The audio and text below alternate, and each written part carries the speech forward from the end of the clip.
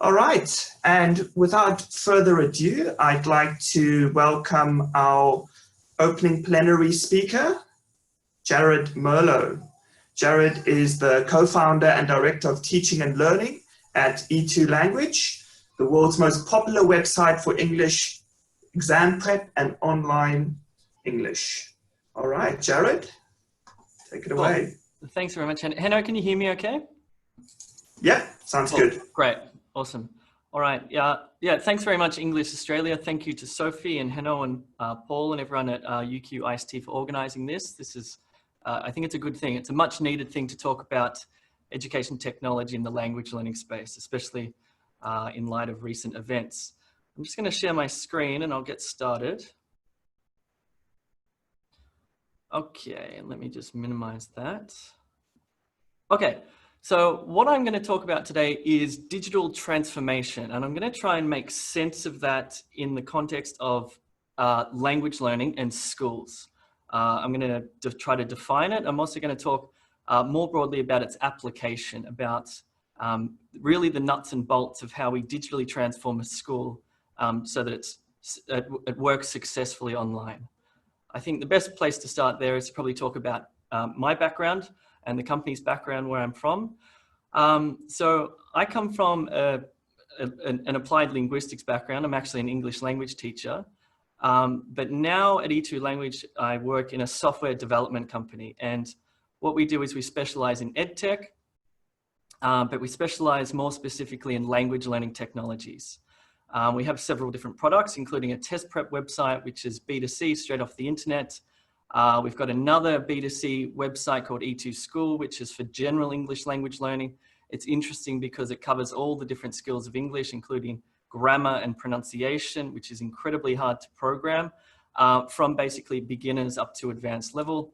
We've got another product called E2 Classroom, which is infrastructure software for language schools, and a broader learning application called Learning Base.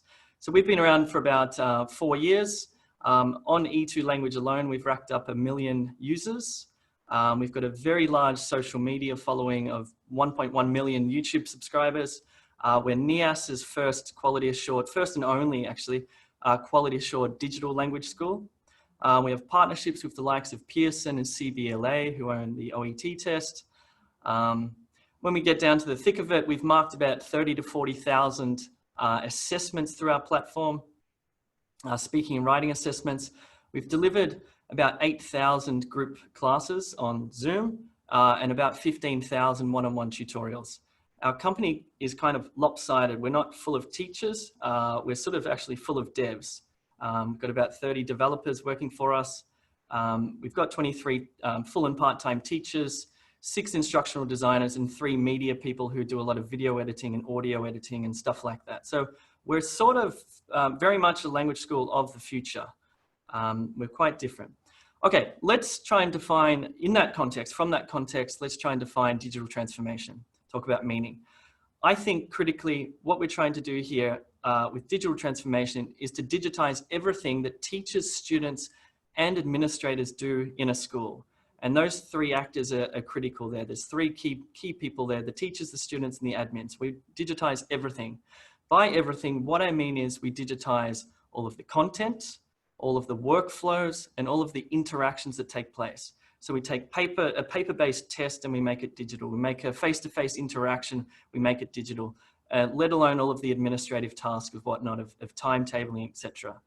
And with digital transformation, there's more that we can do. We can go beyond just transforming what we currently do. What we can do is continually develop purpose-built tech to improve upon current practices. I think there's enormous potential in technology to radically change the way that students learn English, prepare for tests, etc., and also how teachers will actually teach as well, make their lives a lot easier.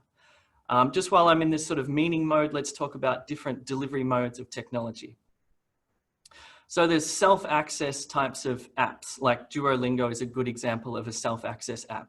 It's just bits. There's no people involved. It's just you sort of and gamification and whatnot. Then you've got websites like E2 Language, which is fully online. So we don't have a premises, we're just a website, we're bits, but we have teachers, and we have teachers delivering tutorials and marking assessments, etc.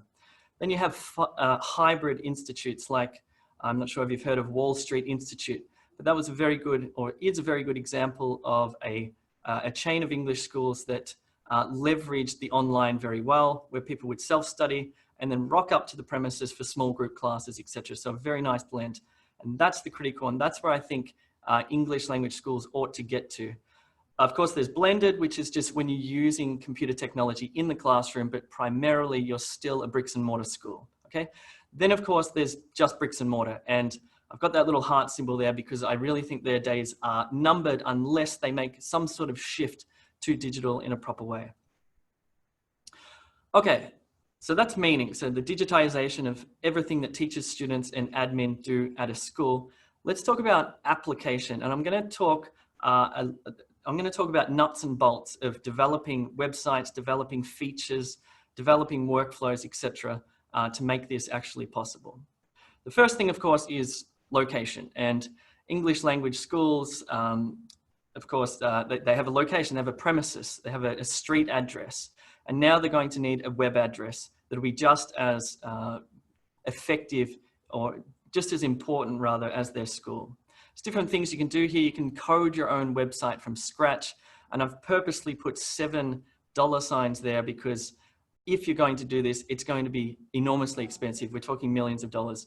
Or what you're going to be able to do in the not too distant future, or even now, is pay software as a service fee. Like you sort of rent your Microsoft Office, or you pay for your Netflix, etc. You're going to be renting infrastructure software from technology companies that will do this for you. And that's obviously a far better idea. One of the interesting things that happened when COVID came and everyone had to shift to emergency, emergency remote teaching, that there was a complete loss of brand distinction with schools. All of a sudden, schools that had great location, great building and infrastructure and reputation amongst students and agents, etc., all of a sudden we're using free, disparate tools on the internet. And there was really nothing to distinguish them from somebody on Gumtree, for example. There was a complete loss of brand distinction. Whereas when you have a website, your brand distinction is your URL, your web address, like e2language.com, your search engine optimization, where you rank in Google and YouTube, or perhaps Youku, for example, and your user interfaces, how pretty your website is. That becomes your brand distinction in many ways. One of the critical things that you need to think about when you do have a platform and a system for language learning, or just learning in general, is who's the driver, who's the primary driver of this system. Apps like Duolingo or Babbel or MOOCs, they're very much student-centric, especially in MOOCs when the teacher ends up, when they don't have that live teaching component. They're student-centric platforms. And these are notoriously hard to get off the ground. They have low retention rates at the best of times. They're tough to get right because very few students can drive themselves through a system. The other one is an admin-centric model. LMSs like Moodle, Canvas, Blackboard, these are very much designed for large institutes of sort of 10,000 plus students. And they're built, really, the student management, document management systems, the authoring tools and the teaching capabilities that are built into them are not central to their purpose. Then you've got teacher-centric platforms. And this is what we're really focusing on at E2 Language. We believe that it's the teacher who drives the dynamic. That's what happens in the classroom or the school anyway. So very much you want to build, you obviously have to have an admin login and a student login, but the teacher login is the one that's going to bring them to class every day and drive the learning process. That learning process is driven via live teaching, which you guys have just experienced in a matter of, jumping into it with 10 days notice. We did it over a period of 6 years. So voice over IP. There's different ways that you can live teach, of course. There's one-to-many. We do this. We often teach live classes that will have upwards of 200, 300, hundreds of students in them. And they're interesting. It's very much a process of frog marching students with not much interaction, certainly not much feedback for them in that case. But it's very much a scalable option. It's inexpensive. You'll be paying one teacher to teach hundreds of students if you can get there. Then you've got small groups. We've been mucking around with small groups recently. We've just started experimenting with that. These are nice, cozy. We do 5 students per group, 3 to 5 students. And that's a place where you can actually start to deliver feedback and deliver, much more personal interactions with the students. And then of course you've got one-on-one tutorials.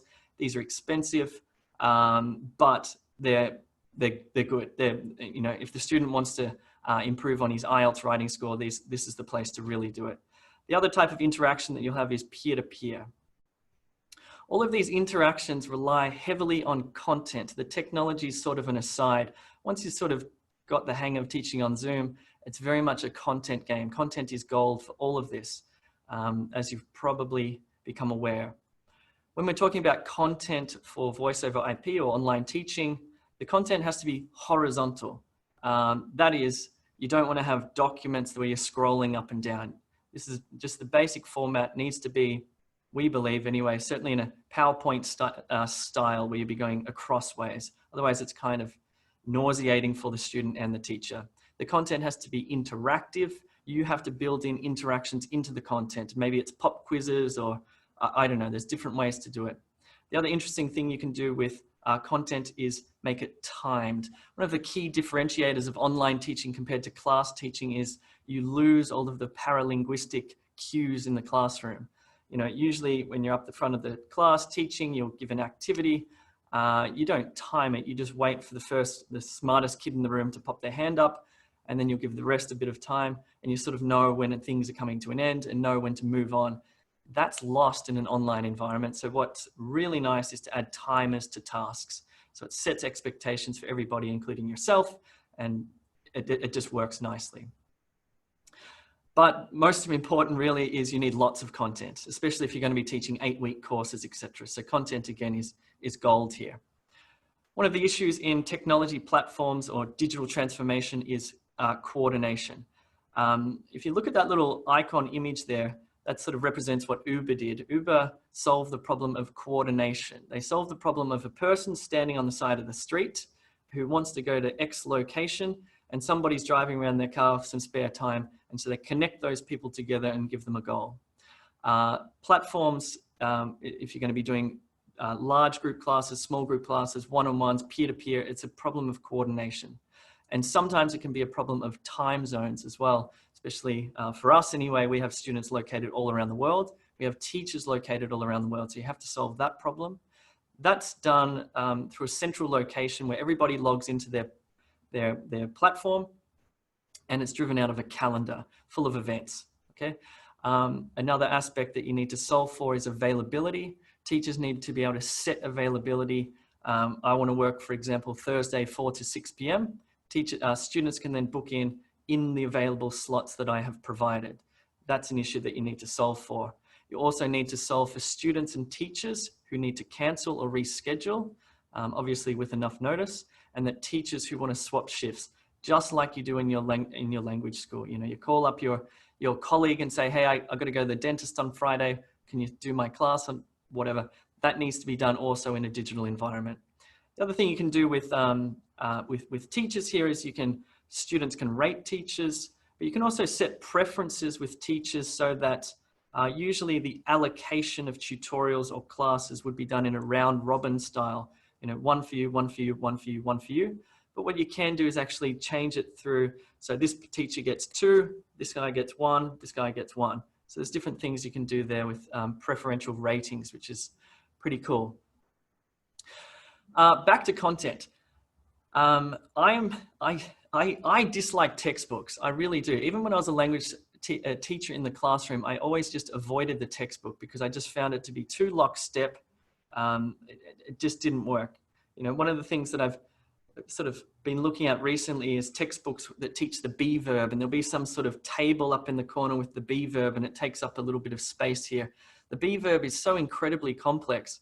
When we built our level 0 course for beginners, our be verb explanation took pages and pages. This is digital pages. You're not stuck with the real estate of paper when you're in digital. So you can actually flesh things out and explain things. The other great thing about digital material is that it's multimodal. So you can focus on listening, speaking, it has interaction built into it. A textbook is pretty much, as far as I'm concerned, good for reading. That's about it. And I'd like to see the end of textbooks, to be honest. Teacher materials is interesting. We need to make a distinction here between teaching materials and student materials. Teaching materials need to be ready-made. They need to be editable because teachers like to put their own spin on things. And they need to be pedagogically rich because, again, teachers are the driver of the platform. And teachers are the one who do the explaining of the complex concepts. Student material, on the other hand, shouldn't have complex concepts built into it. It should be, here's a nice word I like, non-didactic. You know, students, very few students can teach themselves a language. It really ought to be things where they can just play and get feedback on whether they're doing it right or wrong, and some feedback like that. So think about student materials as really sort of disposable with instant gratification. In order to build materials, you need an authoring tool and hopefully a purpose-built one. That's what we've developed. This is an example of our authoring tool that we use. It's elegant, it's nice, it's a drag and drop. This thing looks ugly because it's just, I haven't done any of the aesthetic design here. But what I'm able to do is drag across media, and I'm able to drag across scoreable widgets. Sorry, Don. Sorry, somebody's just walked in. So what I can do is I can combine media with widgets here. That is, I can combine let's say an audio file with a fill in the blanks. I can combine a picture with a highlight words, whatever your imagination enables you to do. And these widgets that we have here, you know, we have the classic ones like multiple choice and reorder paragraphs. But this is where we differ from a traditional LMS, is we can start to get really specific into language learning widgets, like scoreable audio, pronunciation evaluation, etc. And below that, you have submittable widgets. That is, you design activities that are not for instant gratification. They'll be submitted through to the teacher, and I'll talk to you about that in a little bit. This is also where you'll be mucking around with metrics and putting in points and weightages and determining whether this point goes to listening or reading or whatever. This is an example of an activity that is built from our authoring tool. It's for pronunciation evaluation. The speaker listens to a sentence, repeats the sentence, and it's actually going to provide phoneme level feedback on the particular words. When we're talking about content, what's critical, and again, this is digital transformation. This happens in schools. People share content, right? I develop a course, I give it to this person, or the director of studies does it, whatever. It should be working here as well. So let me explain this diagram to you. Let's start with the publisher. Imagine the publisher is like the big hitters like Pearson or Cambridge, or it could be a university, or it could be a small school, it could be an individual, it doesn't matter. But imagine all these platforms are connected together, like all these language schools are connected together on a network system. So somebody develops a great course. Let's say it's a business English course. That's stored down there in the hub, okay? And ABC school can connect to that hub and download the course, not a textbook, you're not sending these through the post, download the course onto the platform. The course itself can come with permissions for editing rights, etc. All of these sorts of editing rights are stored in the blockchain, so publishers can be sure about their IP, etc. Let's say ABC school has a sister school called XYZ school. ABC school can, after editing and changing, if that's allowed, can send that across to XYZ school, right? Now, what can also happen there for regulatory requirements is ASCWA or TEXA can actually log into the blockchain as students are doing, completing their coursework throughout the semester, and they can check grades, they can check attendance, etc. This is an unalterable blockchain, so of course it's going to be true, whatever that information is. This is just a very sort of basic diagram, but again, digital transformation, whatever happens in a language school, including sharing of content, should be able to happen in a platform environment. It's worth touching on assessments. I'm just going to see my time here. Okay, cool. It's worth touching on assessments. I believe that computer technology is superior to paper-based technology when it comes to assessments, because you can build things like adaptive tests, right? So what you'll do is you'll have your items, and you will grade your items in terms of difficulty, easy, medium, hard. For argument's sake, student comes along, takes an easy one, gets it right, gets a medium one, gets it wrong, goes back down to easy, and they can make their way through some sort of placement test, for example, with that adaptivity. You can also do diagnostic testing if you label your items. That is, you might do a reading test where there'll be inference questions or reading for detail or reading for gist or whatever it is, and the student will be getting particular ones wrong, the computer will then be able to diagnose the student struggling with, say, inference, reading for inference. Technology is good for medium stakes testing, and that would have to be done with remote proctoring. This is something that we're just sort of getting interested in now, but there's different ways to do that. Feedback is critical. You know, in the classroom, you would get your essays, you would mark them up in red pens, and you'd give them back to the student. And the efficacy of that is, I think it's questionable. I certainly never paid attention to the feedback teachers gave me. There's different ways to do it in a computer environment. There's instant feedback. So obviously, you're doing a listening, a reading, or a grammar exercise, you're going to get it right or wrong, okay? Then you've got the subjective types of skills like the writing and the speaking. There's some interesting AI coming out now. I just showed you the speaking one, for example, that gives you phoneme level feedback. But we're getting close to, there are individual companies now building these little bits of AI that we can stick into the platform, which is cool. In terms of feedback, you've also got hints and explainers. That is, you might get a question wrong and you're allowed to retry. That's a type of hint. Or you might get a question wrong and it'll tell you why you got it wrong. That's a type of hint. Or you might get a question wrong and it might sort of indicate, give you a little hint as to where in the text you might hope to, you should read. The other thing you can do with computer technology is build explainer videos. So somebody's trying to do a reading question, they're struggling, they'll hit the explainer video, up pops the asynchronous recorded video of the teacher actually going through and explaining why the answer is B and not C. Next thing that we've been mucking around with for quite a long time is rubrics. I mentioned at the start that we've marked about 30 or 40,000, we're not quite sure, assessments, speaking and writing assessments. And obviously when you get into that sort of volume, you want to build something that is efficient for the teacher to mark and meaningful for the student, okay? Efficiency and meaningfulness, that's the two things you're aiming for. And so what you want to build are sort of automated rubrics.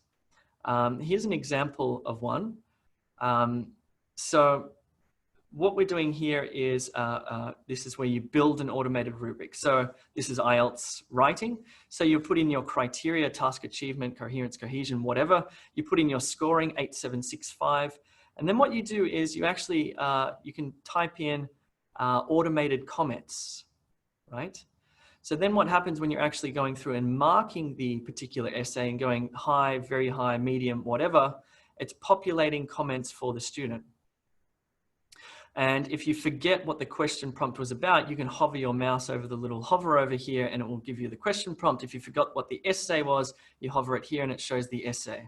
So this is again, this is where we take technology to the next level and we start to produce something that I think is better than paper-based assessments in the classroom. In terms of reporting, of course, there's lots of data moving through the system. So students will be able to monitor their own macro and enabling skills. As long as you're defining what they are in the activities, they'll be reaching towards some sort of goal. And what will be really interesting will be looking at longitudinal data of students over time. Teachers need access to particular student data, right? So they want to know how Max is going. So they click on Max, they can see Max's skills and Max's deficiencies and what Max has done and what he's not doing well. They need class level at a glance data. They need to be able to see who did the homework, who's struggling, etc.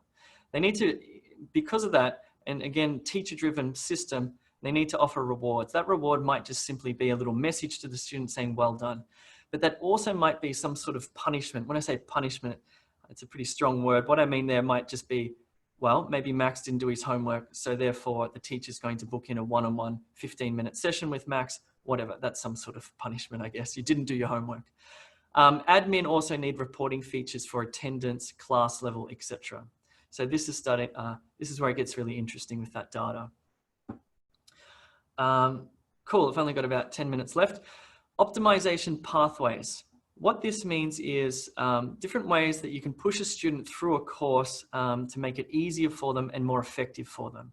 And there's different options you have here. Curation is one of them, content curation.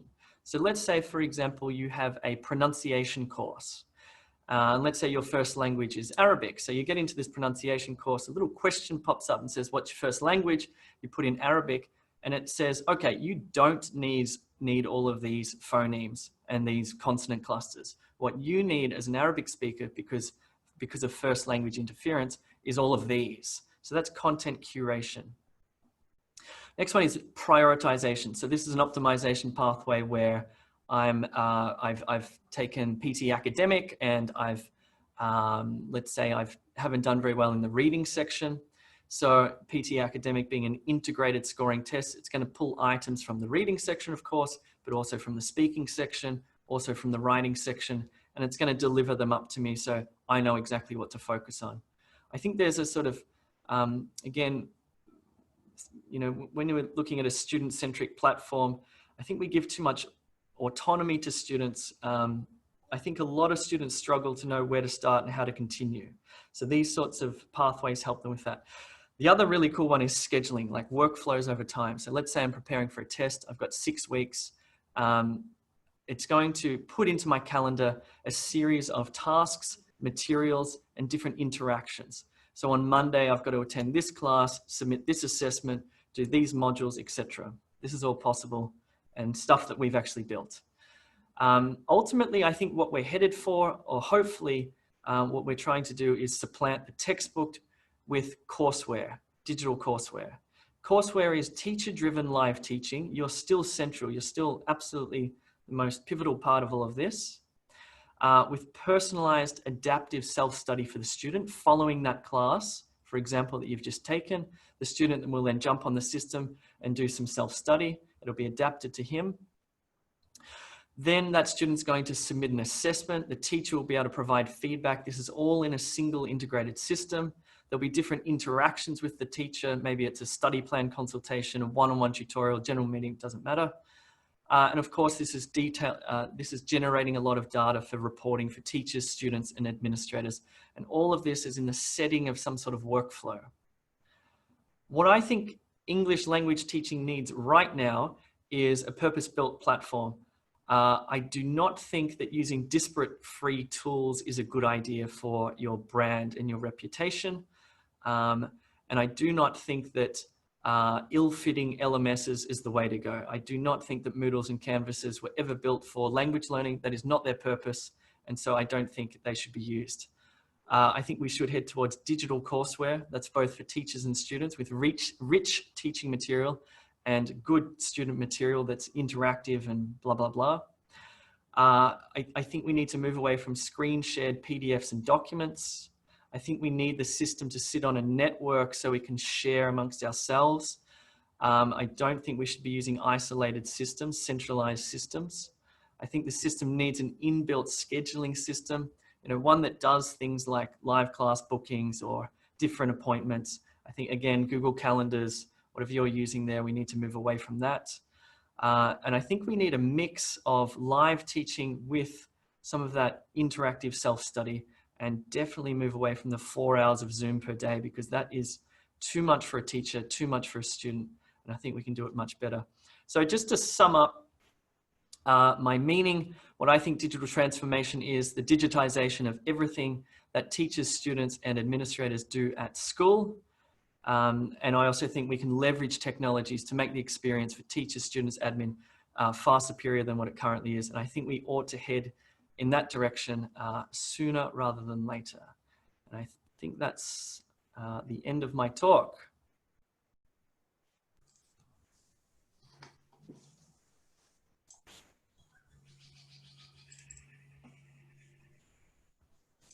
All right.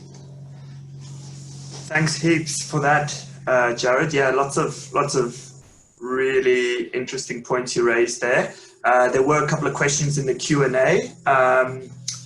Quite a few about, or most of them about assessment. One of the questions about assessment was, can you please tell us more about remote proctoring? It's the one thing I said I don't know much about. Look, I think with medium stakes testing, I don't think the remote proctoring needs to be overly sophisticated. I don't think you need to be doing facial recognition stuff. I think you can just do tests, get everyone on Zoom at the same time. What we have is we can open assessments, for example. So that, it would have to be happening in real time. They would all have to be there together, even though they're in different locations. And I think just watching them on Zoom is a good idea. I think as a workaround at the moment, I think Google Docs is a great idea because you can actually see their keystrokes. But I mean, yeah, lockdown browsers is cool. And I think that stuff will sort of become a bit more mainstream, especially after this recent event with COVID. Yeah. There was a question about, you mentioned disposable student materials. So May Barbary asked, do you use or recommend any student resources that teachers and students continually reference or return to at all? I have no idea. I haven't been in a language classroom for 6 or 7 years, so I'm really out of the loop with current textbooks. Like what we've been doing with our material development is, again, as I mentioned, the rich teacher-driven material followed by quick and dirty practice for students. I think there's a sometimes there's a confusion of what's too conceptually, what the teacher should be driving at and teaching the complex concepts. That sort of goes into the student material sometimes. And I think it's really challenging. I think students just want instant gratification from their materials. Not sure if that answered the question very well, but. Right. In terms of the interaction and digitizing that you mentioned, one of the questions was, did you mean AI when it comes to digitizing interaction? No, I think the interactions need a teacher, just like we are now on Zoom. I still think that there's that human element. The presence of a teacher is a phenomenal driving force, and I don't think that's going to shift, honestly. Certainly not for a very long time, until we can't tell the difference between an AI and a teacher. But at the moment, it's teacher driven. Human relationships are massively important in this process. Yeah. And then another question from Fergal Fleming was, how well do automated rubrics work for formative assessment? Yep, fine. So that's what we do, actually. Somebody will be preparing for an IELTS test, and so they'll be going through a process. Let's say they're going to study for 4 weeks. They will submit assessments at various points along the timeline, and they'll learn from that. What we do is we don't just sort of tell them what they've done wrong. We give them links to remedial practice. This is the wonderful thing about those automated comments. Once you've really done up a rubric well, it'll have links to videos that you've created or other resources. So this person's scoring poorly in whatever prepositions, it'll link him across to a grammar series on how to improve prepositions. And all of this is not, that's hard to do with the teacher in the classroom. So that can be done elsewhere by the student. Okay, great. That's sort of all of the questions in the Q&A. We do still have a few minutes, so I might throw in a question of my own, which is just your a couple just popped up now, but I'll continue with mine because I can. I just sort of want your general views on the landscape, the digital landscape in ELT, specifically in Australia at the moment, and where you sort of see it and where you see it going. At the moment, I see a lot of great tools out there, and I think people are doing a pretty radical job of such a sudden shift to online teaching. Like, honestly, hats off to teachers who did this in 10 days. Pretty insane. And there are good tools out there, not necessarily Australian companies, but things like Quizlet, or, there's a number of cool tools out there. But, from an experience of a student, and again, with the brand of a school, it just doesn't work when you're pulling this, that, and the other from the internet. And, what we ultimately need to do is pull everything together into a single system for language learning. I think that's where we ought to go, for sure. Until then, it's going to be sort of sending students here, there, and everywhere. Yeah. And on that sort of note, there's a question with regard to student tech competencies. So how do you manage different technology competencies of students across different countries? I mean, you've got students all over the world. Yeah. Oh, look, that's a big one. One of my first teaching jobs in Melbourne was teaching newly arrived migrants and refugees. And yes, there are some people out there with very low digital literacy skills that are going to particularly struggle during this time. Yes, we have students from all around the world. They're pretty sophisticated users of technology. Some aren't. It all comes down to building user interfaces that are accessible, doing user testing yourself.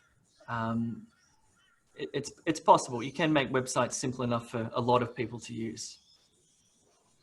Right, and I think we've got time for one more question, which is, well, another one's just popped up. So let's see if we can get to both of them. Could you give some examples of digital courseware?